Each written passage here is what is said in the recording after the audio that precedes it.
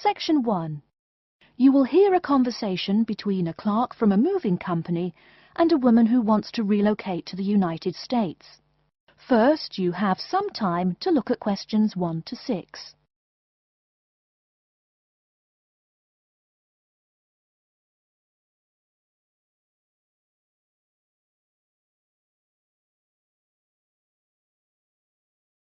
You will see that there is an example which has been done for you. On this occasion only, the conversation relating to this will be played first. Good morning, ma'am, and welcome to Australia's Moving Experience. How can I help you? Well, I hope you can help me. I'm so up in the air right now.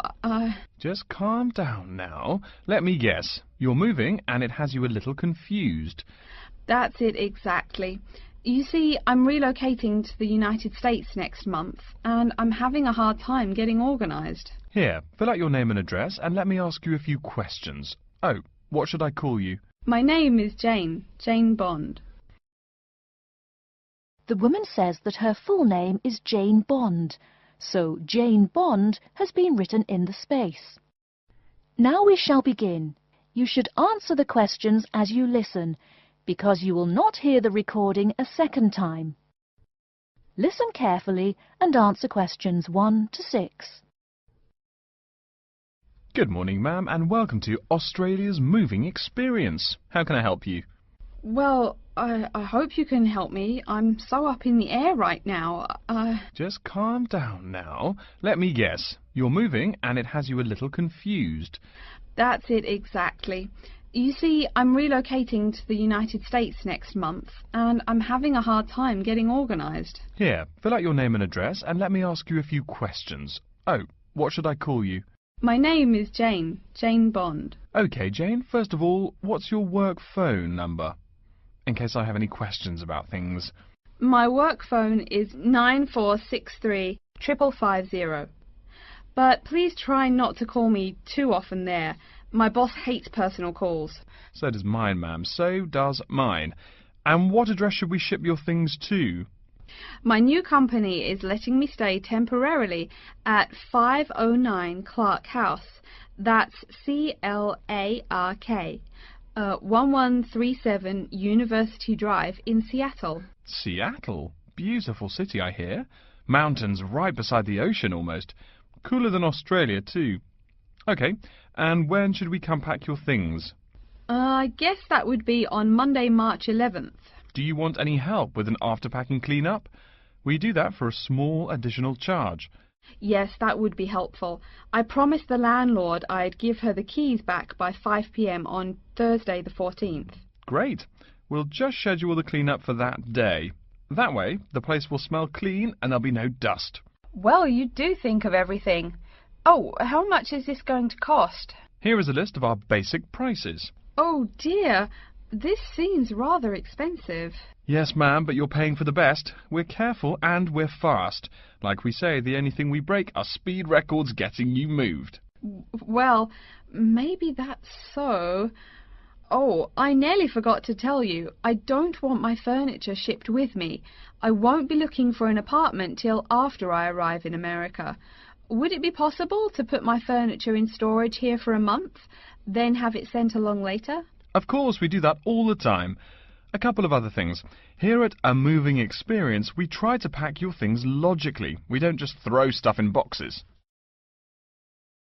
Before you hear the rest of the conversation, you have some time to look at questions 7 to 10.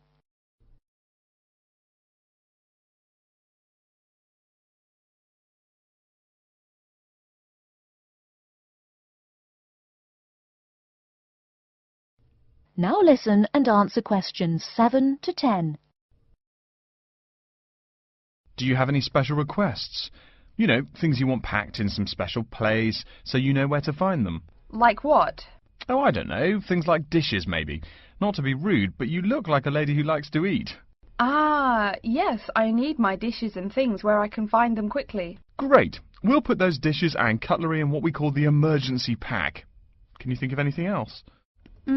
I do have an antique tea kettle my great-grandmother gave my mother. I wouldn't want to lose that. So I guess you'd better put that in storage with the furniture. Grandma's tea kettle with the furniture. Got it. Say, how about things like your alarm clock? You don't want to miss your plane on the big day, right? Well, you certainly think of everything. Yes, that's right. I'll also need my alarm clock where I can find it. Fine, we'll put that in your personal package. And of course, we'll give you a list of where we pack everything. So all you'll have to do on Thursday the 14th is grab your luggage on your way out the door. I couldn't help noticing the new CD player you're carrying. Is that a Samsung? Why, yes it is. One of their best. Cost me nearly $100, it did. Do you want to take special care of it? I mean, it's brand new. Take care of it, but nothing special. You can just put it in storage with the furniture. That looks like everything we need here. I guess you're all set. That was certainly quick. Thank you, young man. This has been a most moving experience. That is the end of Section 1. You now have half a minute to check your answers.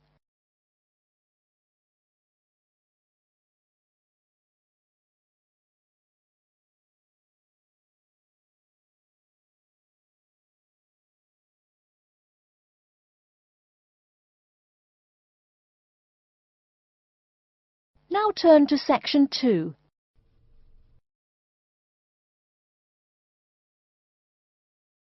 Section 2.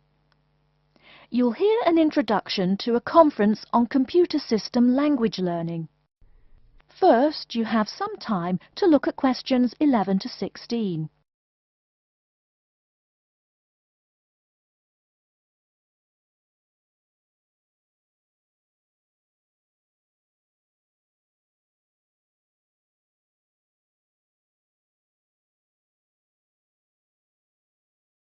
Now, listen carefully and answer questions 11 to 16. Good morning, everyone, and welcome to the second annual Wallabaloo Conference on Mastering Computer Languages. I hope you all had a good trip. Before we get underway with today's program, let me fill you in as to what's on tap for tomorrow, Sunday, February 19th. At 9 a.m., right here in the main hall, we'll be hearing a lecture from Dr. John Smith about computer as teacher. Professor Smith from the University of Melbourne is a world-class expert in the field of computer-assisted education, and his talk promises to be both stimulating and informative. Immediately afterwards, at 10:30, there will be a presentation of papers by various delegates. That, however, will take place in the garden room on the ground floor. If you don't yet know, the garden room is also called the ballroom, and will be gathering at the west end, the slightly raised area called Level 2. Just look for the crowd. If you get lost, there are signs in the foyer. After all that thinking, talking and listening, I expect everyone will be a bit weary. So at 11:15, there will be a break for coffee, cookies and other light refreshments. These will be available at the aptly named refreshment stand, placed by the door back here in the main hall. Also, if you choose to skip the formal lunch, you can buy a packed lunch at the stand for a reasonable price. I strongly urge you, however, to join us at the formal lunch. That won't be till 1 o'clock sharp, so you have time to stroll about town a bit. We'll be eating at the Seaview restaurant. The restaurant is located right here in the hotel on the top floor. It's a good dozen flights of stairs, so I suggest you take the lift on the ground floor, eh? If you're not fond of fish, there's an all-you-can-eat barbecue available as well. They even offer wallaby meat. After lunch, we'll troop back downstairs to Level 2 in the ballroom for the presentation of further papers, which will begin at 2 p.m. Please try to be on time. I know you'll be a bit tired after lunch, but the ballroom echoes so with people coming in late. Thank you in advance. Once we've heard the papers, we'll break for afternoon tea at 3:10 p.m. No need to walk. The manager of the refreshment stand has graciously agreed to have tea served in the ballroom. He's even promised us some special scones, baked from a recipe of his dear old Scottish grandmother. Then, tea being drunk and scones munched, we'll retire here to the main hall for some closing remarks and questions. So, by 5 o'clock, we should have the conference wrapped up. But the fun isn't over. This is Australia, mates. We'll be flocking to the hotel's own Palm Lounge on the east side of the foyer for an informal reception. You can relax, mingle with the other delegates, and let your hair down a bit. This will run from 5:10 to 6:10, though you're free to stay as long as you like. The lounge manager has informed me that for the duration of the actual reception, you can have all-you-can-drink beer for $20 with purchase of an advance ticket. Before you hear the rest of the talk, you have some time to look at questions 17 to 20.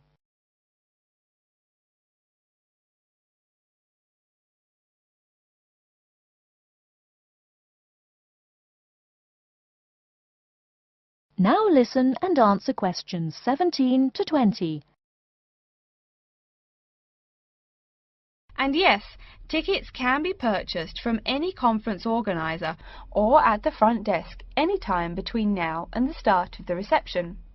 I suggest you come by tomorrow evening to pick up the tickets, since the conference hall only holds 800 people. That way you can also get your journey planned ahead of time and be sure not to miss this truly memorable conference. If you want cocktails, however, I'm sorry, you'll have to pay for those at the regular price. Oh my goodness! Speaking of paying, I see I forgot to tell you a couple of things. The first is about lunch. The charge for the lunch will be $15 for all you delegates. If you have guests with you, the cost is $25 for the general public and $6.50 for children under the age of 10. That's $15 each, not total for everyone. Another item is about the lunch menu. I very much urge you to try the fish. I mean, look at the restaurant's name, the Sea View. As the name suggests, it is a famous seafood restaurant. The chef is a Basque from Spain, and he really gets quite put out when people ignore his fish specialities for burgers or barbecue. If fish isn't your thing, though, try the steak. He makes an exquisite filet mignon topped with blue cheese and mushrooms.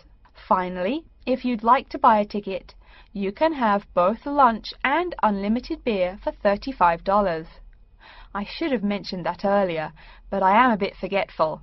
Maybe I should avoid the beer after the conference, eh? Well, I've said my bit. Are there any questions? That is the end of section 2.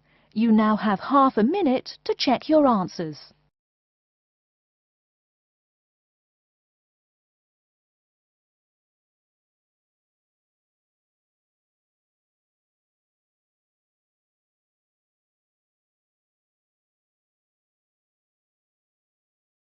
Now turn to section 3.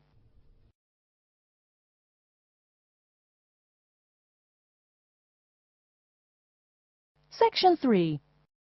You will hear a student called Tina asking Professor Van Diesen for advice on choosing courses. First, you have some time to look at questions 21 to 26.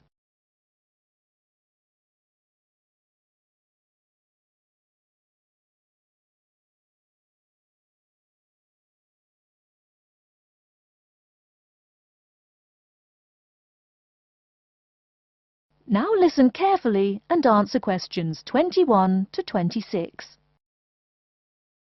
Hello, are you Professor Van Diesen? Yes, I am. And who might you be? Oh, sorry, my name is Tina. I'm a freshman here. They told me I should ask you for advice in choosing courses. Well, that's part of what I'm here for. Please come in and sit down. Now, what are your questions?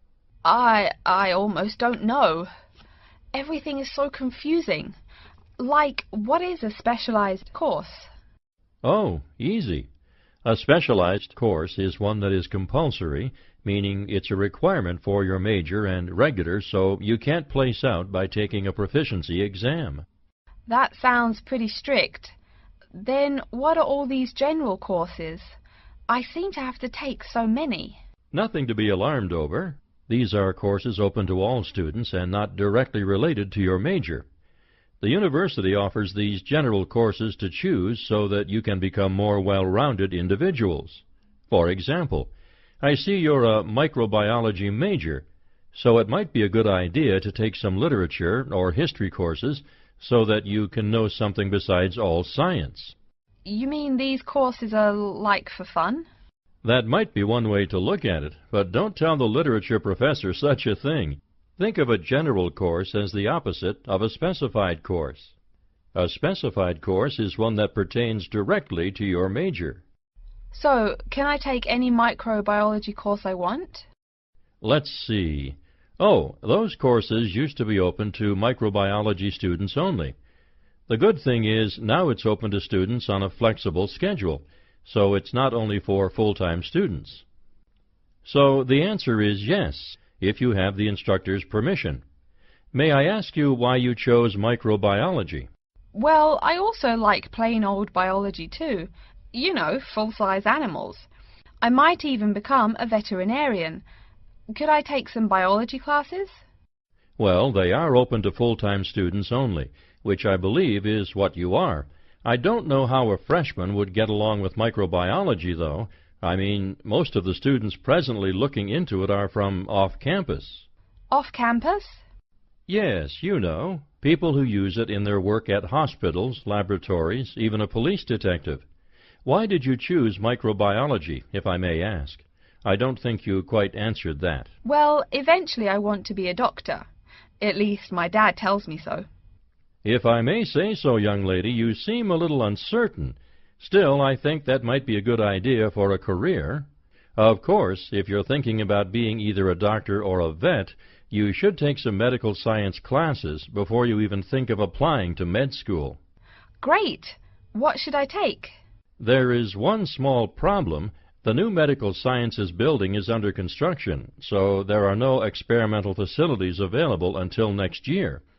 I'm afraid you'll have to wait, but don't forget to take those courses at the first opportunity. Oh, bummer. Is there any other course you'd recommend for someone like me? Well, since you seem to like animals, have you ever thought about looking into environmental science? No, I never really thought about it before. Is it worthwhile? Quite. In fact, it's the fastest growing subject on this campus. Before you hear the rest of the talk, you have some time to look at questions 27 to 30.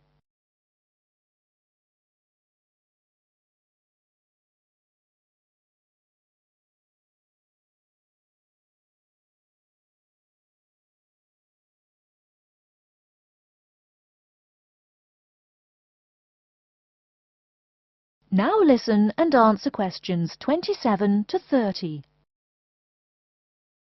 I'm sorry, I couldn't help noticing the long list of classes you've written out there. May I have a look? Oh, sure. Medical science, statistics, laboratory techniques, medicine, mathematics, computing. My, a bit of everything here. Is it too much? For your first semester, yes.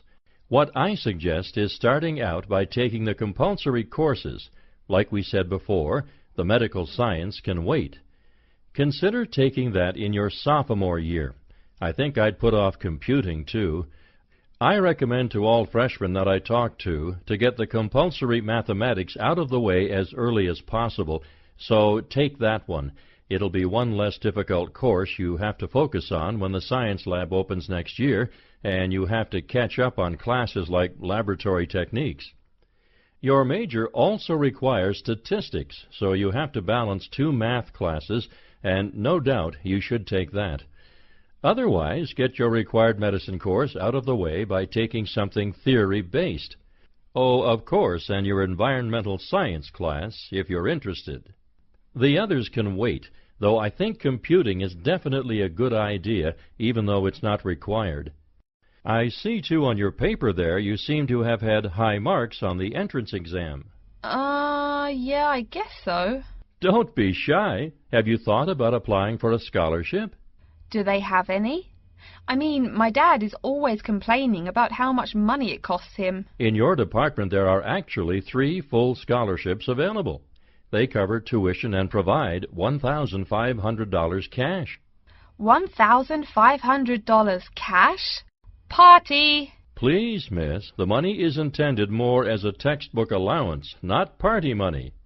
If you promise to behave, I'll show you how to apply. Great, and thanks. That is the end of Section 3. You now have half a minute to check your answers.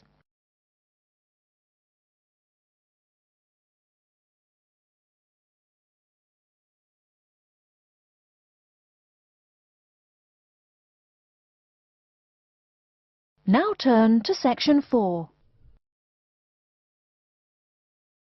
Section 4. You will hear a lecture about how to choose flooring materials.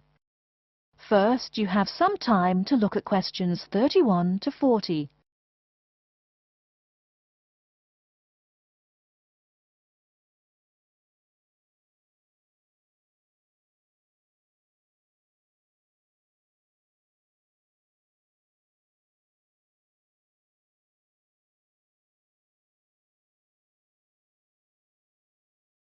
Now listen carefully and answer questions 31 to 40.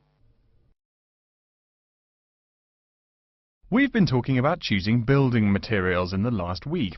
Now, a great many factors influence the choice of building materials. You can't make a house of cards, right? And people who live in glass houses and all that. Anyhow, today I'd like to say a few words about flooring. Some artificial materials can be used, like plastic for instance, which offer mixed blessings when used as a flooring surface. On the one hand, plastic is cheaper than nearly any other alternative, short of bare ground. Plastic also does not warp like wood. On the other hand, the best that can be said about plastic is that it looks like wood or stone. However, it cannot replace the real materials. As I have mentioned, I'm fixing up a new house. The decorator my wife hired told me plastic does a great job of looking exactly like plastic. Besides, it scratches easily, fades or discolors, and starts cracking within a year or two. So, if you're fitting out a sleazy hotel or plan to live in a trailer park, go with the plastic. Really though, for all intents and purposes, this leaves us with wood or stone as choices for flooring. Stone and wood are alike in at least one respect. Both go through processing before they can be put to use. Since few of us cut our own lumber or quarry our own stone, this is not perhaps a pressing concern. Still, do-it-yourselfers would do well to remember to buy only properly seasoned wood. Unseasoned wood warps, and a warped floor quickly becomes firewood, and its owner quickly becomes poorer. Likewise, except for dull-hued materials like slate or sandstone, most stone floors are polished before installation. The choice goes well beyond just wood or stone. Each type requires many further considerations.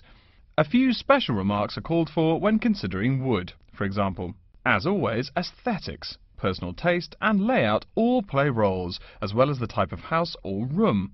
Oh, and certainly don't forget the cost. When it comes to cost, a rule of thumb is that the softer and less exotic the wood, the lower the cost. In the US, for instance, pine is both ubiquitous and cheap. Mahogany is imported and exorbitantly expensive. If you're on any kind of budget when remodeling, it's really helpful to remember to go for the softer woods. Aside from cost, there are still lots of different factors that are important in choosing the best flooring for the job. Continuing with the example of wood, one must consider the effects of each type of wood on the mood of the room. When selecting the best wood to use, particular attention needs to be paid to its grain patterns, texture and colour. In rooms where relaxation or deep thought is the aim, say bedrooms or the study, dark, strong-grained woods are the rule. Here, the grain ought to match the furniture for a feeling of homogeneity. In rooms where activity and motion are typical, the dining room or living room, lighter, finer-grained lumber is more suitable. In such a setting, the wood grain might be useful in offering a contrast to the furniture. This leads to a feel of subconscious excitement in keeping with the room's function. In either case, though, consult a decorator. It is a decorator's job to know what materials to use to fit the function of the room. Though some things about putting together a room are subjective and based on one's individual taste, materials appropriate to a room's function are much more straightforward. A decorator takes the needs of the customer and uses a mathematical formula rather than subjective words. Since feelings vary from person to person, verbal descriptions of wood types tend to be ambiguous. You want the wood you select, not something approximate. And if you do decide to do it yourself, remember that all wood must be treated with preservatives to enhance its appearance and preserve its natural beauty. In the case of stone, or quarry tile, as flat-cut flooring stone is properly called, a new set of considerations must be weighed up. Simple colour aside, the degree of reflection must be kept in mind. This is called the reflectance rate, which is expressed in a number between 0.0 and 1.0, depending on the amount of light it reflects. At one end of the scale is polished silver. At a rating of 1.0, this shiny surface reflects nearly all of the light directed at it. Numbers closer to 0 describe materials that absorb more light. Moving down the scale a bit, we see that plastic that has been painted white has a rate of 0.8, which makes sense. We know that the colour white reflects all other colour, while black absorbs all colour, and plastic itself is a relatively reflective material. Materials that are denser and darker have reflectance rates much closer to 0. The quarry tile I mentioned a while ago has a rate of 0.1. As you may know, quarry tile is generally dark brown and made from clay, so it is quite dense. Of course, there is considerable variation among types of quarry tile because of the hue or treatment of the clay during its creation. Does anyone have any guesses as to what material may have a rate of almost 0.0? We can guess most of these materials are black in colour, but plastic, wood and even stone reflect some light. One material with a rate of almost 0.0 is black velvet. The texture produces almost no shine at all. Carrara marble, despite its white hue, is actually lower in reflectivity than black onyx. In any case, the fact that tiles vary somewhat should not be forgotten. A highly reflective floor would not be suitable in a library. It would be indispensable in a ballroom, should your home be large enough to feature one. Again, a rule of thumb is that light means lively. Since form and material follow function, one should only use the more reflective materials in rooms where the cultivation and expression of energy is important. Bear in mind, too, that most types of stone cost more than all but the rarest of wood. Of course, there is no reason why some rooms of a house should not feature wood floors or other stone tiles. You can even mix the two. A room with wood panels on the walls can have a beautiful stone floor. My bedroom has white birch walls and a light blue slate floor. The place looks like a Russian hunting lodge. Remember though, go with what feels right for you. Good taste and the laws of interior design are the homeowner's servants, not his master. It's only beautiful when you decide it is. I mean, you're the one who lives there, not the decorator, right? Okay, are there any questions? That is the end of section 4. You now have half a minute to check your answers.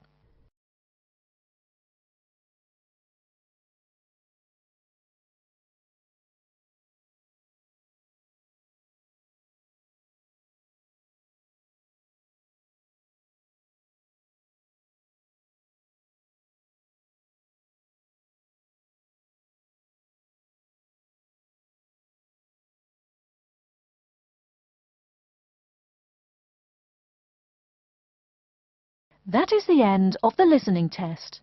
In the IELTS test, you will now have 10 minutes to transfer your answers to an answer sheet.